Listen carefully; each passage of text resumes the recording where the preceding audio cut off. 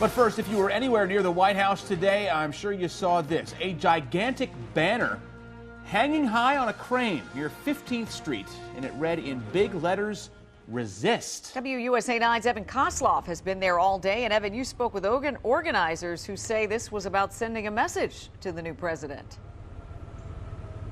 Right, this was all organized by Greenpeace. They sent some seemingly very experienced climbers up this crane right here. They've been there all day, and down below, people couldn't help but look up. This is where our story starts. As people began their morning commute, they noticed some protesters climbing a crane by 15th Street. Immediately, roads were closed down and crowds started to gather. Naturally, their eyes and their phones were aimed at the sky. I mean, it's crazy. I mean, I understand what they're doing, but it's crazy. It's something that you don't see every day. It's amazing. It's amazing to see them up there. Would I be up there? That's pretty high. Eventually, the protesters, who we now know are from Greenpeace, made their big reveal, a massive 70-foot by 35-foot banner reading "Resist."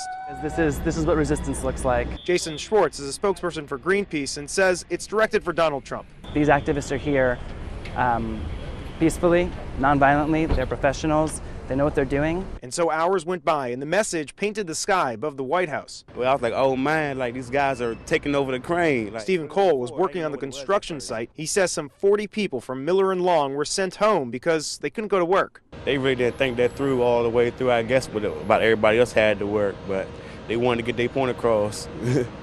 I guess they got it. Meanwhile, back on the road, people like Monica Saunders were just trying to get through the detours. I'm on my way to work, and now I can't get through. It's right there, and I can't get there. Eventually, hours after they began, it was time to face the music.